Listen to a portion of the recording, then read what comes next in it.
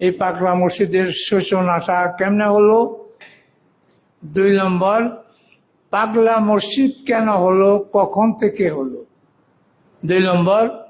3 নম্বর হইল এই মসজিদে মানুষের দান করার প্রবণতাটা কবে থেকে হলো, কিভাবে হলো? এই 3টা বার জানা দরকার আছে না? আজকাল তো মোবাইলের যুগ। ফেসবুকের মধ্যে পাগলা মসজিদ সম্পর্কে নানান কথা আসে, হ্যাঁ, ভুয়া কথাবার্তা। এমনও কথা আছে যে নদী দিয়া এক বুজুর্গ জায়নামাজ বিছায়া পানি দাইছে, তো ভুয়া কথা। হ্যাঁ, এমনও কথা যে শহীদ পাগলা চিনেন? শহীদ পাগলার মাধ্যমে এই মসজিদ হয়েছে, এই জন্য পাগলা মসজিদ। 1 নম্বর 100% না, 500% মিথ্যা। হ্যাঁ, শহীদ পাগলা কবে? আমি তো দেখছি, আমি আসছি তো এই পাগলা মসজিদে 1979 সালে আসছিলাম। দেখছি মানুষের কাছ থেকে চান্দা করছে, টিন কালেকশন করিয়া বিভিন্ন জায়গায় দিছে, কি করছে আল্লাহ জানে। পাগলা মসজিদে যে শহীদ পাগলায় যে একটা কিছু টিন দিছে, এটা আমি জীবনেও দেখি নাই আমার এই 46 বছরের মধ্যে। আলহামদুলিল্লাহ, এই সেপ্টেম্বরে আমার 46 বছর অতীত হয়ে গেল, 47 শুরু হয়ে গেল, যদি আল্লাহ যতদিন রাখে। কাজেই এই সমস্ত কিছু না। তখন তো পাগলা মসজিদ কেন, তখনের অবস্থা অন্যরকম ছিল। গুরুদয়াল কলেজের প্রফেসর জিয়াউদ্দিন সাহ, আজ থেকে 50 বছর আগে উনি একটা লেখা দিছিলেন। উনি বলছিলেন যে 250 বছর আগে এই পাগলা মসজিদের সূচনা হয়। 50 বছর, এখন আরো 50 তাহলে 300 বছর আগে হইল পাগলা মসজিদের সূচনা। 300 বছর এটা খুব বেশি মনে হয়। 300 বছর, 100, 200, 300, আমার এই বয়স এখন 80 চলছে। হ্যাঁ, 300 বছর কি? 300 বছর আগে এটার সূচনা। সূচনাটা কেমনে হলো এটা আমি বলতেছি। এটা একটা ছোট্ট একটা টিলার মতো ছিল। হৈবতনগরের জমিদার বাড়ি, তাদের প্রপার্টি ছিল। কথাটা লক্ষ্য করেন, বাস্তব কথা এগুলি। আল্লাহ বোধহয় কথাগুলি বলার লাগেনি আমারে এখনো বাসায় রাখছে, কবে যেন চলে যায় জানি না। এটা দেওয়ান বাড়ির, অর্থাৎ হৈবতনগর জমিদার বাড়ির প্রপার্টি ছিল। এই টিলাটা ছিল সোয়ারিঘাট। তারা এখানে আইসা নৌকায় উঠা বিভিন্ন জায়গায় সায়ের করত। হ্যাঁ, আগে তো এমন ছিল না, খরস্রোতা নদী ছিল, চতুর্দিকেই পানি স্রোত। আমি নিজে দেখেছি ভাটি, এই মিঠা বন, ইটনা বন, আরো যত বন আছে ভাটি এলাকায়, সেখান থেকে ডাইরেক্ট নৌকা নিয়ে মহিলারা আসছে পাগলা মসজিদে। পাগলা মসজিদে মহিলারা নৌকা দিয়ে আসছে, নৌকা দিয়ে গেছে। এখন তো পানি নাই। সে যাই হোক, এই টিলার উপর আমাদের অফিসে কিছু কাগজপত্র ছিল, এখনো আছে কিনা জানি না। এই কাগজপত্রে বোঝা যায় যে এই টিলার উপরে একটা মসজিদ হলো। তারা জমিদার ফ্যামিলির, তারা 2 জন মহিলা একটা ছোট্ট মসজিদ দিল। কেন দিল? এটারও একটা কথা আছে। হৈবতনগর এখান থেকে খুব বেশি দূরে না, তখন তো এত মানুষের সমাগম ছিল না, সেখান থেকে আজান শুনতো ওই টিলার উপরে, তারা আসতো, আয়া কোনো মানুষ পাইত না। হ্যাঁ, তারা কি করলো, এখানে যে আজান হয় মানুষ নাই, এই জায়গাটা আমাদের, আমরা এখানে একটা ছোট্ট মসজিদ আমরা দেয়া দিই। এই দেওয়ানবাড়ির তারা এখানে একটা মসজিদ দিল। তখন তো এত কিছু ছিল না, এই কোণার মধ্যে ছোট্ট একটা মসজিদ ছিল, দেওয়ানবাড়ির তারা দিছে। এরপরে মসজিদ আলহামদুলিল্লাহ তো হইল তখন প্রায় 300 বছর আগে। যারা দিছে কাগজে পত্রতে নাম আসে দেওয়ান আয়শাদাত খান, আর একটা নাম আছে দেওয়ান জিলকদর খান। তাদের প্রপার্টি ছিল সুলাইকা মাঠ, তাদেরই প্রপার্টি ছিল। এই দেওয়ান আয়শাদাত খান, জিলকদর খান জমিদার ফ্যামিলি, দিনদার ফ্যামিলি, আল্লাহওয়ালা ফ্যামিলি ছিল। হ্যাঁ, সেখানে মৌলানা আতহার আলী রহমতুল্লাহ আলাই ছিলেন প্রথম। এই তারা চিন্তা করিয়া এই টিলার মধ্যে ছোট্ট একটা মসজিদ দিল। এখন পাগলা মসজিদ কেন হলো, পাগলা কেমনে হলো? এই দেওয়ান আয়শাদাত খান, দেওয়ান জিলকদর খান, এই দুই মহিলা, তাদেরকে সাধারণ মানুষ পাগলা বিবি ডাকত। কেন ডাকত? এরা আচার আচরণ আল্লাহওয়ালা ছিল। হ্যাঁ, এই কারণে সাধারণ মানুষ তো পাগলা বিবি। দেওয়ান আয়শাদাত খান, দেওয়ান জিলকদর খান, তারা পাগলা বিবি বলতো, তারাই এই মসজিদ দিছে। বেশ কিছুদিন পর্যন্ত পাগলা বিবির মসজিদ, পাগলা বিবির মসজিদ বলে এটা প্রচলিত ছিল। আর কত পাগলা বিবির বলবে, শেষ পর্যন্ত বিবির আউট হয়ে গেছে গা, শুধু পাগলা মসজিদ, পাগলা মসজিদ। কথাটা বুঝছেন? পাগলা মসজিদটা কেমনে হলো? এই দুই মহিলা পাগলা বিবি বলতো, পাগলা বিবির মসজিদ, আর পাগলা বিবির আর কয় না, পাগলা মসজিদ, পাগলা মসজিদ, এই চললো। হ্যাঁ, এটা স্বাভাবিক। আমি তো 46 বছর যাবৎ আছি, আমার বন্ধু বান্ধব নাই, সবাই চলে গেছে, 1-2 জন আছে। আমারে পাগলা ইমাম বলতো, আমার ছাত্ররা পাগলা হুজুর বলতো। আসলে পাগলা মসজিদের ইমাম, পাগলা মসজিদের হুজুরের এটা দাও সেটা দাও ছাত্ররা, কিন্তু এত লম্বা কথা আর থাকলো না, সিধা পাগলা হুজুর, পাগলা ইমাম। আমিও মান্না নেছি। আল্লাহ যদি আমার সত্যিকার পাগলের মাফ করে দেয়, আমার যদি সেই মাফের ফালা তাল্লায় ফালায় দেয়, কোনো আপত্তি নাই। এই পাগলা বিবির মসজিদ এইভাবেই পাগলা হলো। পাগলা মসজিদের ইমাম সিধা পাগলা ইমাম, যেমন আমারে কয়। হজের সময় একবার, অনেক আগে, প্রায় 20 বছর আগে হবে, হজে যারা নিল, জুনায়েদ আমার ছাত্র, সে হাজিদেরকে 4-5টা গাড়ি করছে, জিয়ারা করাবে, জিয়ারত। বিভিন্ন জনের বলতেছে আপনি অমুক গাড়িতে যান, অমুক গাড়িতে যান। কারো বলতেছে যে আপনারা পাগলা হুজুরের গাড়িতে যান, সেখানে যায় বসে। আমি তারে ডাক দিলাম, এই জুনায়েদ, জি হুজুর, তুমি মক্কায়ও আমার পাগলা হুজুর কও? হুজুর, পাগলা মসজিদের ইমাম সাহেবের গাড়িতে যায় বসেন, কত নাম বা আয়াত বলার সুযোগ নাই, এই জন্য পাগলা হুজুরের গাড়ি দিয়ে বল। হ্যাঁ, আচ্ছা ঠিক আছে, বলো তোমার সহজ যেভাবে। সে যাই হোক, পাগলা মসজিদের সূচনাটা বলছেন, বুঝছেন তো, 300 বছরের আগে। আর পাগলা মসজিদ কেন হলো?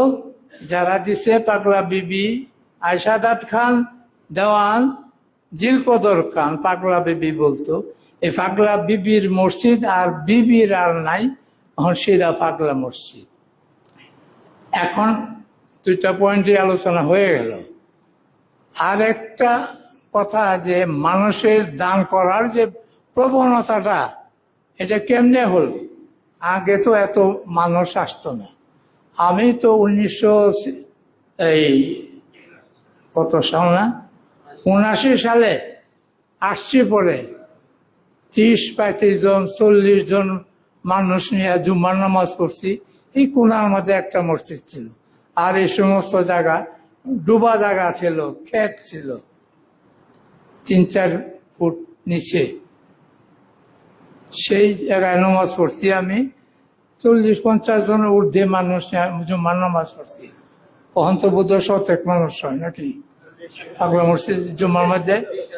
হ্যাঁ, 20,000। ওরে বাবারে, শূন্য বাইরে গেছে। সে যাই হোক, হ্যাঁ, এই পাগলা মসজিদ তো আগে এই যে মানুষ যে দান করার প্রবণতাটা, ছোট আছেন সময় তো মানুষ কম, কিন্তু এই প্রবণতাটা আরো আগের থেকে। দেওয়ানবাড়ির, হয়মতনগর দেওয়ানবাড়ির লাস্ট জমিদার, ওনার নাম ছিল মান্নান দাত খান। কি নাম? মান্নান দাত খান, হয়মতনগরের লাস্ট জমিদার। ওনারে আমি দেখি নাই, তবে দেখছি মারা যাওয়ার পর তার লাশ গিয়া দেখছি। আমি ছোট জামিয়া আমদাদিয়াতে পড়ি, লাশ যায় দেখছি। এরপরেও সায়রা মিয়া আর একজন ছিল, সে আমার বাসা পর্যন্ত আসছে, সায়রা মিয়া। এই লাশ জমিদার মান্নান দাত খান, উনি আমার এক আত্মীয়র সাথে বলছেন, এই পাগলা মসজিদ হওয়ার আগে তাদের ফ্যামিলির লোকজন দেখলো হিন্দু প্রধান এলাকা ছিল, হিন্দু প্রধান এলাকা, আর এটা খরস্রোতা নদী, খরস্রোতা নদী।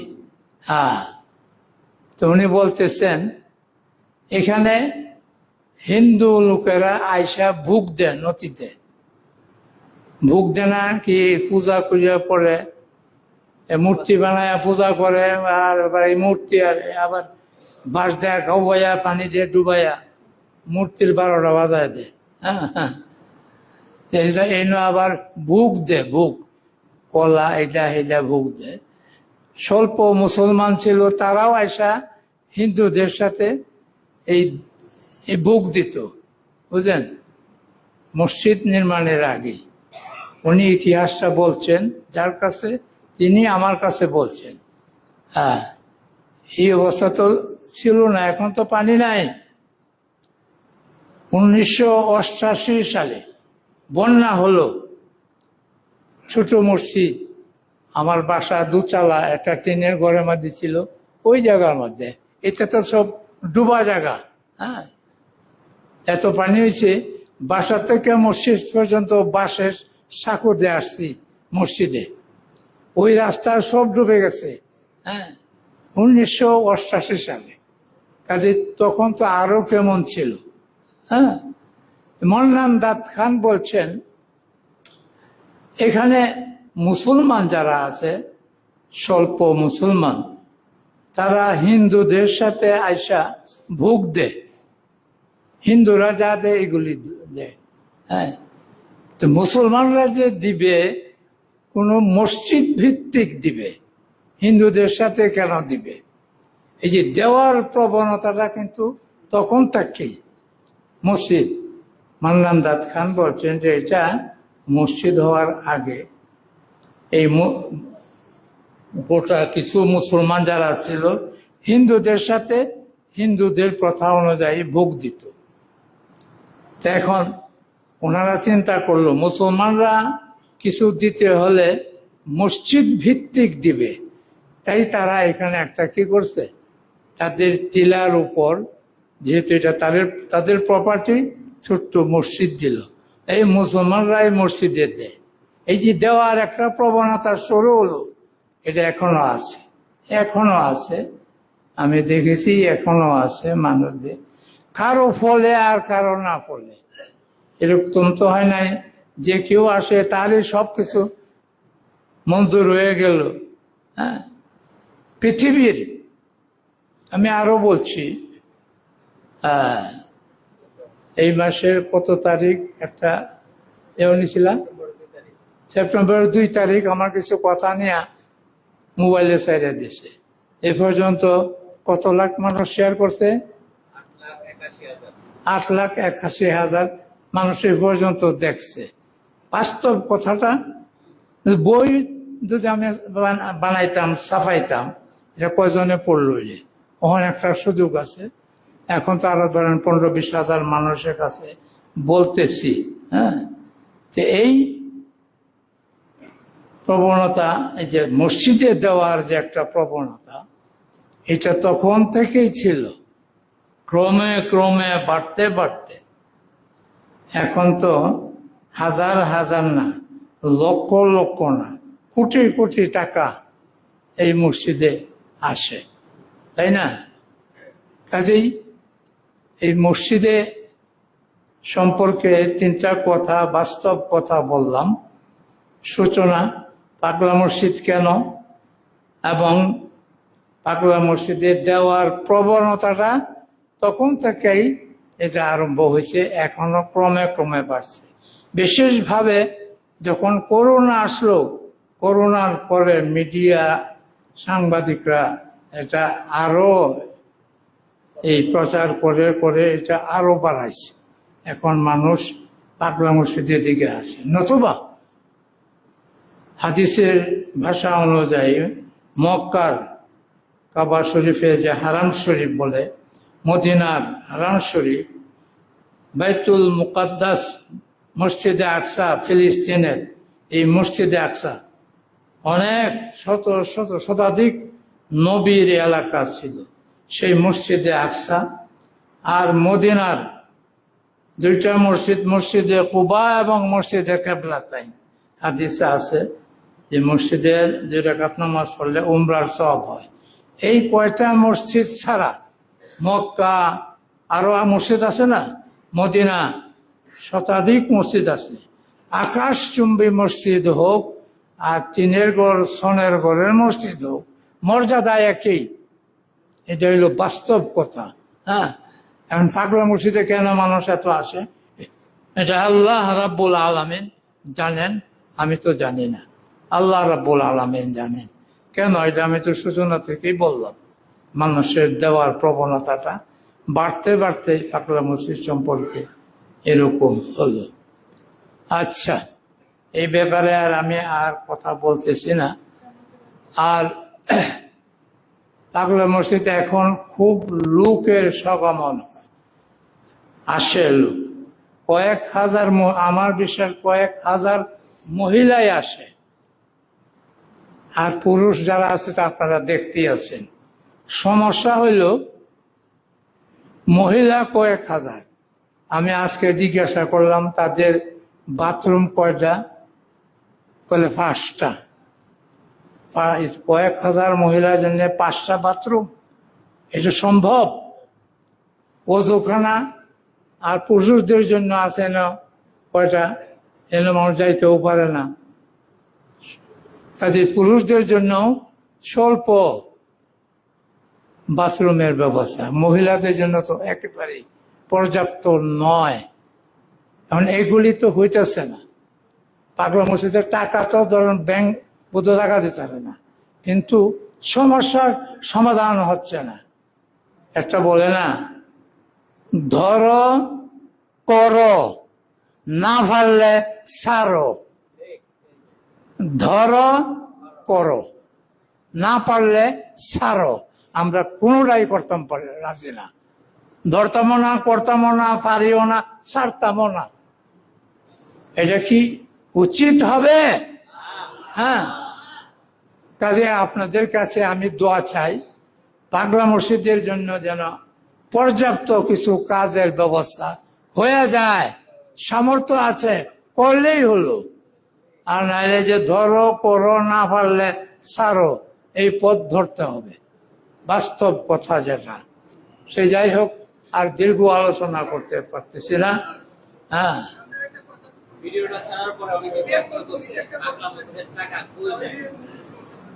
পাগলা মসজিদের টাকা কই যায়? আমাদের মসজিদ কমিটির সভাপতিকে জিজ্ঞাসা করো। কোথায় যায় না, সব ব্যাংকে জমা হইতাছে। কোথায় যায় না, কিছু করা হয় না কেন? এই যে মসজিদ কমিটির সভাপতি আছে, তাদেরকে জিজ্ঞাসা করে। আমি বললে তারা তো গুসা হইতারে, গুসা করে লাভ নাই। সে যাই হোক, দোয়া করেন যে পাগলা মসজিদে মানুষ দান করে, সেই দানের যেন সুব্যবস্থা আল্লাহ কইরা দেয়। সেই দানের মাধ্যমে আমার সাথে তওবা ইস্তেগফার করেন। প্রতি শুক্রবারের একটা বিশেষ আমল আমার। তওবা ইস্তেগফার ছাড়া মৃত্যু